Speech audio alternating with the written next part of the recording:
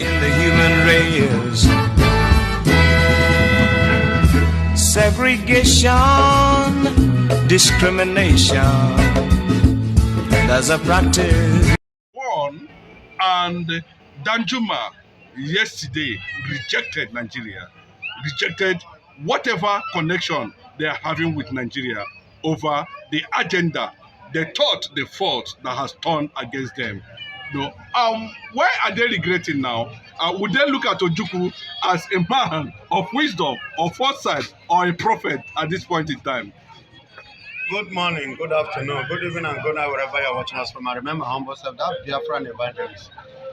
I told you that Gowon will continue to live and he will continue to regret. Gowon and Danjuma regretting today and rejecting Nigeria. You know, they are making a very big and a huge mistake, because it will remain under their watch that their generation go by finish.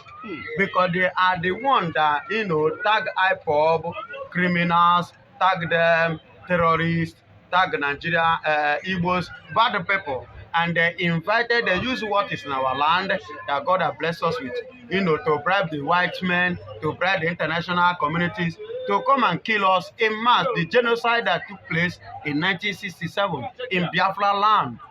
They use our resources, you know, to kill us because they believe they are in power. Fighting for the Fulanis. And today, the people they fought for are now fighting them. That is what goes around has come around. The law of karma still in existence. And that is what Danjuma and Gowon is experiencing today. And that is why they are like regretting, but you cannot turn the handwriting of the clock. These people actually took the fight to Gowon's village. You know what? The man was almost on his knees yesterday. He didn't know how this whole thing, even the reason for the war, has not been defined by the Northerners he fought for.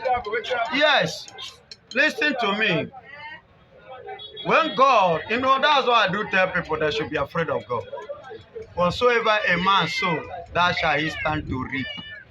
Gowon is reaping it. And the Bible says, do not touch my anointing and do my prophet no harm. When you do any harm or do any harm to the prophet of God or the children of God, get ready that one day your generation will stand to pay it. And I'm happy that Gowon is alive, receiving it now, the end of it. And I know he's going to die a painful death, because he will be crying while dying. And that is the payback of the blood of the innocent Biafrans, the genocide which he committed in Biafra land in the 60s. You understand me? So him and Danjuma yesterday, you know, you can see Gowon almost, you know, frustrating, bleeding, you know, crying. You know, it has gotten to a point he cannot carry God. Neither can he issue order again. His word is no longer relevant, nor valid in Nigeria now. He just ordinary a flag, you know, or a kind of signpost that stand that is not moving anywhere. Are you saying that the Northerners and the Fulanis that he fought for cannot help him at this point? They are not, Baba, they are not seeing Gowon. As it stands now, they are only seeing themselves. You understand? They are only seeing their people. If there is anybody called Gowon, or if that name is existing, it doesn't concern them. What concerns them is what they are after now. And this is a man that fought for them. This is a man that did everything against the Igbos in favor of the Hausas and the Fulanis. But today, God is retaliating for the Igbos. And that genocide, I said, and I will still repeat it again, the generation of Gowon is the next victim of genocide in Nigeria. And that is what they are facing, and that is what Gowon is witnessing. I say he's going to die a painful death, but he will be alive to witness Biafra standing. After that, he will face his gradual reaching ending grave painfully. It's like his villagers want to chase Gowon away from a plateau. They have to chase him away because he is the chief architect of virus in Plateau State. Is the chief architect of the problem in Plateau State. Let me tell you, Gowon did not do the needful. You know, he said it in one of his, statement that he regretted of starting the war or fighting the war. That what he know now, had he been he knew at that time, he wouldn't have engaged in that war. It is now that he himself is now seeing what Ojukwu saw. You get it? It's now that he see what Ojukwu saw as at that time. That is to tell you, the Biafrans, Igbos are the generation of God, the chosen ones of God. God always reveal tomorrow. See, Bible said that there is nothing he will do on earth he will not first reveal to his prophet. That is the word of God. So anything that tomorrow tells, God will first of all reveal to the Igbos because we are the children of God. He revealed, and that was what he revealed to Ojukwu. That was what Ojukwu saw. And Ojukwu wanted to prevent it earlier. And that would have, pay Gowon. Now, he would have paid him better. But foolishly, and out of his stupidity and self-centered mindset, led him to carry out, after all, it's not the plateaus that they are killing the Igbos. But today, who is suffering it? Who are the people that are killing? They are now killing the plateaus, not Igbos anymore. Hey. Right under his watch. Hey, now Britain and Danjuma that and go on have lost their voice as a result of. People are saying that maybe there should be a mass national conference to apologize to Igbos. Of course, Gowon must superhead that, and he and Danjuma and the British must be in the front for that apology protest. To the Easterners, to the Biafrans, you understand? To the families that, illegally murder their generations as at that time. They must apologize to us, or else Gowon no go die peaceful death. Gowon is actually paying the price of Aburi. Excuse me.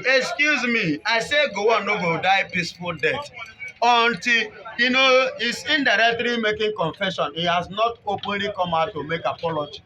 Until when he openly come, and he will not come alone, he must let some congressmen, maybe supported by the Fulanis or his people in the ISIS of the plateau, and Danjuma and some ISIS from the foreign, to support and to back him to come and give us an official, we call it an official apology. That is when Plateau State, even Gowon himself, will begin to experience peace of mind. But the hand of sword will not depart from there. If not, sword can never depart in the generation of Gowon for sharing an innocent blood of the Biafrans, for committing that illegal, genocide in 1967 to 1970. It is uncalled for and it's very, very alarming. It's very, very alarming. So, my dear, as many of them that are involved, they will pay dearly. We will not touch them, but the God of the Biafrans are the one fighting for us. As you can see now, have you ever seen Igbo people killing the plateau? No. Have you seen Igbo man lay hand on any plateau? No, on anybody. But the people that are laying hand on them are the people that they fought for. Are the people that they stood to defend as at that time. The people that they believe, let's come together and let's marginalize this one.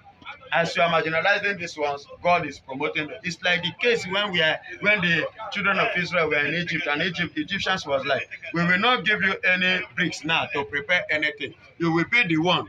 You understand? You are going to be the one to form the bricks, and how you form it is not of our business, but you must make provision to all Pharaoh needs. And Israelites, as at that time, they were, good doing it. But today, who is championing the world? The Israel. Where are those Pharaoh and where are the Egyptians? They are nowhere to be found. So, and that is what is playing between the Biafrans and the Nigeria. Time is coming whereby you will not be hearing Nigeria, you will only be hearing Biafra. Even in the international side, if they want to make mention of a country in Africa, they will have no choice than to make mention of Biafra. Okay, what people are saying that at this point it has become unbearable. The Fulanization agenda has taken over the Middle Belt. People are saying that the safest place the Middle Belt can go to in Nigeria, maybe as Christians or whatever they call themselves, is Biafra land. Of How course, prepared is Biafra in this regard? Baba, we are fully prepared, both spiritual and physical. But you know, say dog where they bite, no they bark. You understand? So dogs where they bite, they know they bark. Because the strength to bite, if they bark, they will not have strength to bite. So you better reserve the barking, rather do the biting. So that is Biafra for you. So you will see it, many of them now are calling on his ESN. Many of them now are beckoning on the Biafran side. And you see what is happening in the north now. Hausas has fully, rise up against the Fulanis. Our Fulanis have risen up against the plateau. So, and many of them today are taking the step of ESN. But remember the campaign that the Hausas did the last time, that they preferred Fulani to go instead of the Igbos. That they prefer Igbo to stay rather than Fulani. You understand? So they preferred Igbos and they want Fulanis to go. And as I speak to you, some days, either yesterday or day before yesterday, over 100 and something Fulanis that were in the bush of the Hausas have been cleared. Hausas now with a serious this thing now are pushing the Fulanis. All over Nigeria now Fulanis is on the run. You understand? And these are the people that go on embraced, and these are the people go on fought for. And these are the people go on stood for and pleased. Today, go on is paying the price. So